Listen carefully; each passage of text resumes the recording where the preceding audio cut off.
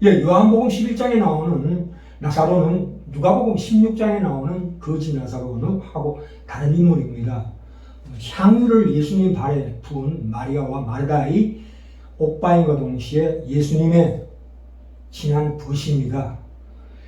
죽은 지 나흘이 되어서 썩은 냄새가 나는 자를 살려내는 사건을 시점으로 드디어 예수님께서 우리를 위하여 희생제물이 되시고 돌아가실 것을 암시하고 있기도 하고요. 또한 그런 의미로 어떻게 죽은 자도 부활시킬 수 있는가 하는 것을 증명하는 사건입니다. 그러나 이 내용은 그보다 더 깊습니다. 나사로가 병들어 죽게 되었다고 보고가 왔습니다. 그렇죠? 예, 그 누이들이 예수께 사랑을 보내어 가로되 주여 보시옵소서 사랑하시는 자가 병들었나이다 이렇게 보고를 했습니다. 그래서 수많은 병자를 고치시는 것처럼 어떻게 손을 써주십시오 이렇게 요청했습니다. 그러자 예수님께서 뭐라고 말씀하셨습니까? 11장 4절에 예수께서 들으시고 가라사대 이 병은 죽을 병이 아니라 하나님의 영광을 위하며 하나님의 아들로 이를 인하여 영광을 얻게 하려 함이라 이렇게 말씀하고 계십니다. 예수님께서 이건 죽을 병이 아니라 이 일을 통하여 하나님의 영광이 드러날 것이다 이렇게 말씀하고 있습니다. 자, 6절을 다시 한번 볼까요? 나사로가 병들었다함을 들으시고 그 계시던 곳에 한 이틀을 더 유하시고 라는 말씀 중에 원문에 보시면 빠진 것이 있습니다. 다시 정정해서 읽겠습니다. 나사로가 병들었다함을 들으시고 그러므로가 빠졌습니다. 그러므로 그 계시던 곳에 그 다음에 이틀을 부유하시고 해서 이틀 하기 전에 일부러라는 말이 빠졌습니다. 그러므로 일부러 다시 할까요? 나사로가 병들었다함을 들으시고 그러므로 그 계시던 곳에 일부러 이틀을 더 유하시고 이렇게 나와 있습니다. 그 참 희한합니다. 예수님이 이 땅에 오시는 것도 그렇죠. 딱 3년 사역하시기 위해서 어떻게 인간으로 이 땅에 사셨는가 하는 질문을 우리가 던져야 합니다. 왜? 예수님께서 3년 동안 사역할 것인데 어떻게 33년을 이 땅에서 사셨는가를 우리가 깊이 이해해야 합니다. 히브리서 5장에 보시면 나오죠. 7절에서 9절에 그는 육체에 계실 때에 자기를 죽음에서 능히 구원하시는 이에게 심한 통곡과 눈물을 간구와 손을 올리셨고 그의 경외하심을 인하여 들으심을 얻었느니라. 그가 아들이시라도 받으신 고난으로 무슨 고난이요? 땅에서 받는 고난이죠. 우리가 똑같은 고난입니다. 그걸로 순종함을 배워서 온전하게 되어서 자기를 순종하는 모든 자에게 영원한 구원의 근원이 되시고 아멘. 하나님께 대제사장이라 칭하심을 받았느니라 이렇게 말씀 나오고 계십니다. 자, 우리가 이 시점에서 우리가 한번 이걸 이해하기 위해서 예를 들어 봅시다. 우리가 길을 가다가 넘어지잖아요. 이 말을 다쳤어요. 그때 무슨 말이 나옵니까? 우리 신자들은 감사합니다라는 말이 나옵니다. 왜요? 눈을 다치지 않는 것만 해도 다행입니다. 이렇게 얘기를 우리가 감사기도를 드립니다. 그러면 하나님께서 정말 우리를 사랑하신다면 아예 넘어지지 않게 만들면 어떤가? 이런 생각을 하셔야 합니다. 우리가 그런 생각 안 하고 그냥 우영부영 그냥 아이고 하나님 앞에서 그딴 말을 하는 게 맞냐? 이렇게 얘기하면 그건 옳지 않습니다. 그럼 자기 자신을 최면시키고 북돋우는 것으로 신앙을 확인하는 것은 옳지 않습니다. 왜냐하면 요한복음 9장에 보시면 이 말씀이 나옵니다. 날 때부터 소경된 사람을 제자들이 물어 가로되 랍비여 이 사람이 소경으로 난 것이 네 죄로 인함이오니까 자기오니까 아니면 그 부모이오니까 예수께서 대답하시되 이 사람이나 그 부모가 죄를 범한 것이 아니라 그에게서 하나님의 하시는 일을 나타내고자 하시느니라. 그렇죠. 아니 하나님이 자기 생색 내시려고 멀쩡한 사람을 소경으로 태어나겠단 말인가? 물론 그것에 대해서 그렇지 않을까라는 것을 우리가 압니다만 우리 신앙이 다만 어렴풋하게 어떤 기대와 막연한 소망을 품는 것이 아니라는 사실을 이 11장 말씀을 통해서 우리가 확실하게 가져야 합니다. 자신있게 이것이다. 하나님이 왜 이렇게 하시는가? 하나님께서 이렇게 하시는 이유가 뭔가를 정확하게 알고 신앙생활을 하여 신앙이 깊어집니다. 이 근원적인 질문, 아니 왜 하나님께서 일을 이렇게 복잡하게 하시는가? 예수님께서 오시자마자 십자가에 달려서 돌아가시면 얼마나 좋았겠는가? 고생 안 하고. 또한 아담과 하와에게도 그렇죠. 타락했을 때 인간 다시 만들면 되지 않습니까? 아니, 하나님께서는 늘 우리에게 사랑하신다는 말을 하면서도 실제적으로 우리에게 도움을 하나도 안 주십니다. 그렇죠? 하나님이 언제 나를 만족시켜 주신 적이 있습니까? 내가 요청한 기도에 대해서 하나님이 크게 응답하신 적이 있습니까? 항상 나를 사랑하신다는 말을 하면서도 끊임없이 우리에게 매를 대고 우리를 고통스럽게 합니다. 그것은 이유가 뭡니까? 부모가 자녀에게 하는 것처럼 그게 사랑이라는 말입니다. 아멘. 이것을 우리가 확인하지 못하면 신앙이 엉뚱한 데로 갑니다. 이게 그렇지 않습니까? 부모가 자녀가 수준이 안 돼 있는데 어떻게 합니까? 설득해서 되는 일이 아니죠. 강요를 해야 합니다.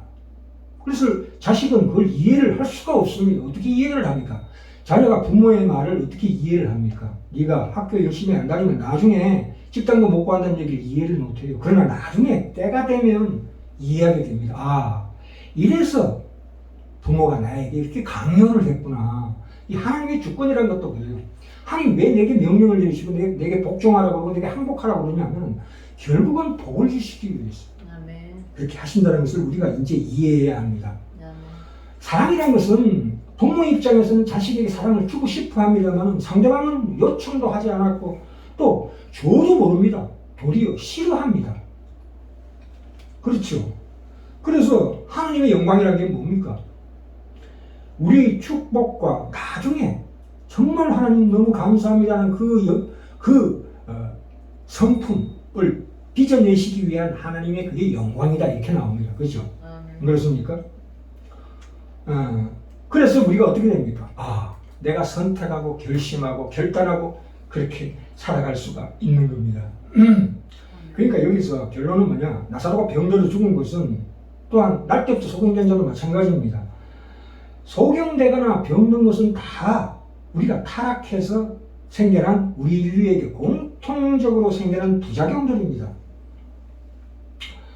아담과 하와가 하나님으로부터 죄를 범하고 하나님께 손을 완전히 끊자마자 죽음 아래에 붙잡힌가 되고 병과 고통과 사망과 슬픔과 비통에 놓여지게 된 것입니다.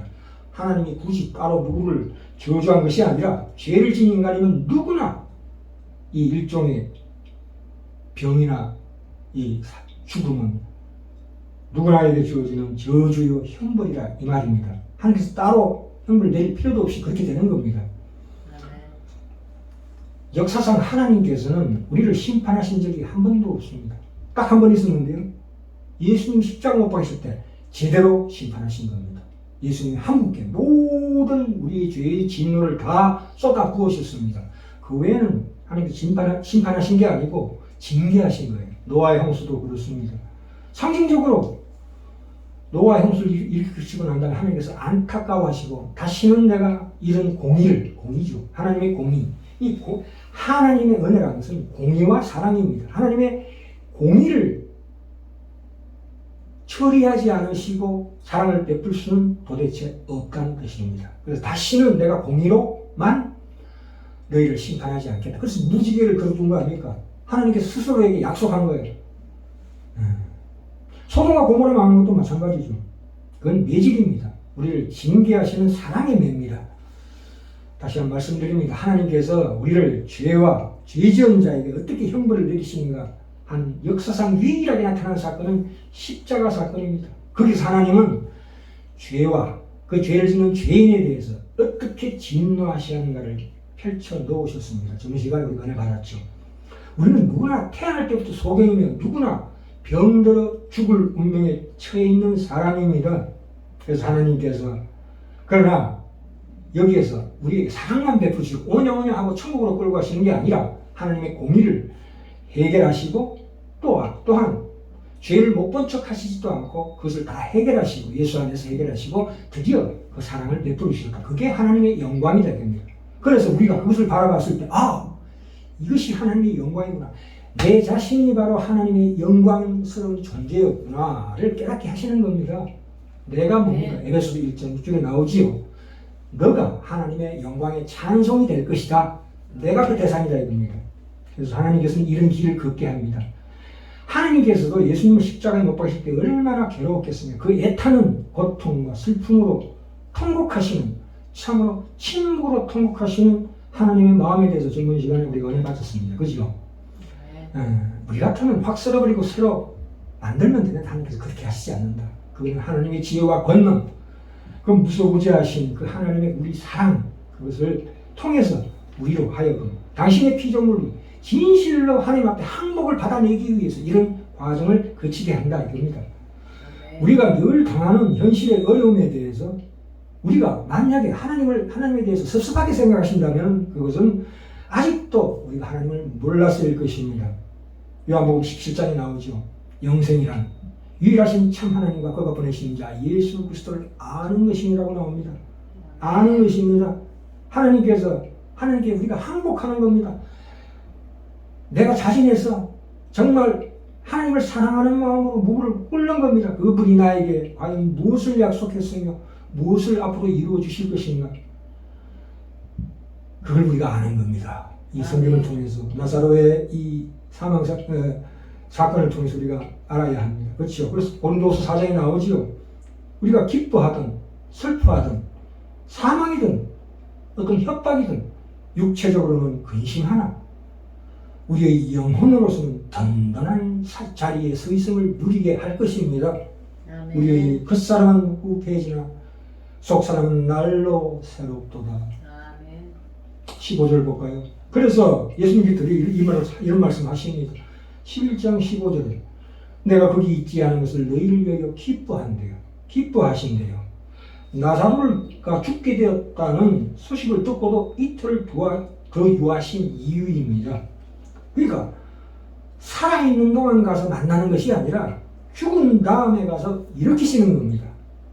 왜요? 우리는 다 죽은 자들이었거든요. 나사로여 나오라.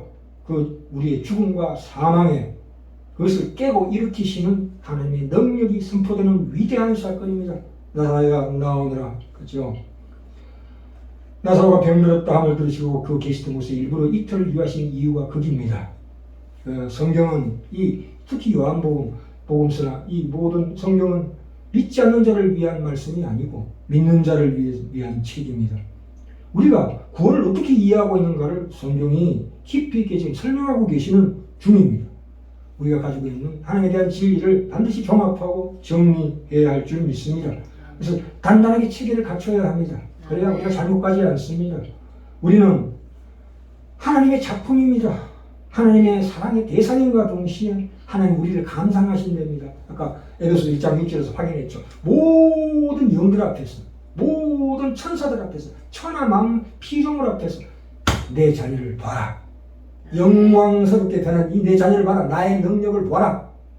내가 그의 아버지라. 그 모든 것들은 우리 인간을 위해서 예비하신 거예요. 천사든 피조물이든 자연 환경이든 모든 것들을 우리를 위하여 예비하시고 하나님께서 작정하시고 하셨습니다. 그래서 우리가 알아야 된다. 또한 동시에 우리는 하나님의 동역자입니다. 하나님의 일꾼입니다. 동역자예요. 하나님 우리에게 모든 것을 알려주시고자 합니다. 하나님이 하시는 일이 어떤 일인가를 우리에게 얘야 내가 하는 일을 네가 알아야 한다. 그래야 내 유산을 물려받지 않겠느냐. 그렇죠? 자녀에게 무산을 물려주는 건 당연한 겁니다. 어느 날 하루아침에 하나님께서 천군 천사를 보내가지고 사람을 납치하듯이 끌고 가서 천국 가시게 하는 것이 아닙니다.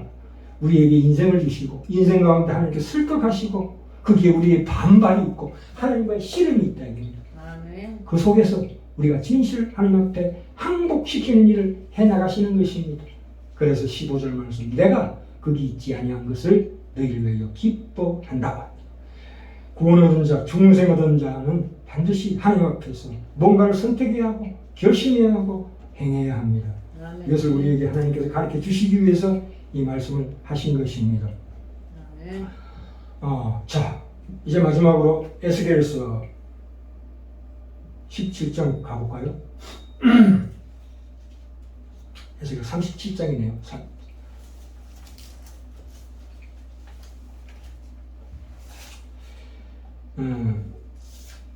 다음 시간에 연속해서 하겠는데요. 오늘 결론만 얘기하겠습니다.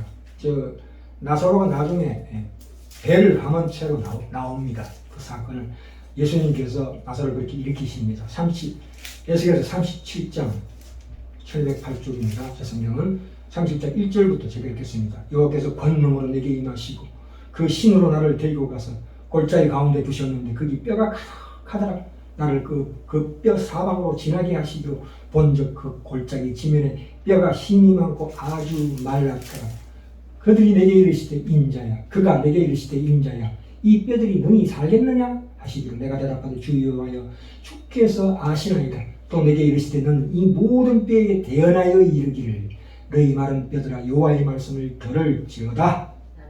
주 여호와께서 이 뼈들에게 말씀하시기를 내가 생기로 너희에게 들어가게 하리니 너희가 살리라. 너희 위에 힘줄 두고 살을 입히고 가죽으로 덮고 너희 속에 생기를 두리니 너희가 살리라. 또 나를 여호와인 줄 알리라 하셨다. 이에 내가 명을 쫓아 대언하니 그 대언할 때에 소리가 나고 움직이더니 이 뼈 젖뼈가 들어맞아서 뼈들이 서로 연락하더라. 내가 또 보니 그 뼈에 힘줄이 생기고 살이 오르면 그 위에 가죽이 덮이나 그 속에 생기는 없더라. 또 내게 이르되 인자야 너는 생기를 대하여 대언하라. 생기에게 대언하여 이르기를 주 여호와의 말씀이 생기야 사방에서 들어와서 이 사망을 강한 자에게 불어서 살게 하라 하셨다. 이에 내가 그 명대로 대언하였더니 생기가 그들에게 들어가서 감에 그들이 곧 살아 일어나서 서는데 극히 큰 군대더라. 이야 대단한 사건입니다. 나사로가 죽은 사건하고 비교할 수 있는 사건인데 이것은 아예 썩어 문드러져서 뼈가 다 흩어져 있는 상황이에요. 나사로는 거기에 비하면 세 발의 피입니다. 그런데 어떻게 됩니까? 이 죽었던 시체들이 살아납니다. 이 가장 인간이라는 존재에 대해서 가장 핵심되는 생명의 근거는 뭡니까? 육신이 아닙니다. 생기예요. 하나님의 생기라고요. 성경이 말하는 인간이 물질이 아니라는 얘기입니다. 물질이 아닙니다. 물론 물질은 물질입니다만 그것도 인간 존재의 한 일부분이지만 우리 영혼이 살아있지 않는 한 그것은 시체에 불과하다 이 말입니다. 영혼이 살아있지 않은 한 그거는 시체다. 그렇지요. 마태복음 19장에도 나오죠. 예수께서 저희를 보시며 가르사대 사람으로는 할 수 없으니 이거 어찌 사람이 할 수 있는 일입니까? 하나님으로서는 다 할 수 있는 일이라. 우리가 이 기독교가 영적인 세계, 다시 말해서 우리 생명에 대한 종교입니다. 우리가 감지하는 것은 어차피 손에 잡히는 것밖에 없습니다. 그걸로 하나님을 평가하지 마시기 바랍니다. 이 말씀은 인격이라고 합니다. 말씀은 예수 그리스도시다. 인격자시다 이 말입니다. 여기에 나사로야 나오너라 하는 것은 그건 하나님의 재창조예요. 죽었던 한 영혼이 새로 탄생해서 나오는 겁니다. 그것이 거듭났다는 표현입니다. 새로운 창조예요. 하나님께서는 예수를 통해서 우리에게 이 나사로의 죽었던 나사로를 다시 살리신 그 사건으로 인해서 우리를 통해서 이런 하나님의 놀라운 사랑과 공의와 사랑의 사건을 보여주시기 위해서 우리 삶 속에서 다른 어떤 일도 그것은 우리를 영광스럽게 하고자 하는 하나님의 영광이다. 이렇게 우리에게 설명하고 계십니다. 반드시 항복하시고 무릎 꿇으시고 그래서 우리가 우리의 삶이 정말 하나님께 영광이 되는 삶이 되기를 간절히 축원합니다. 또한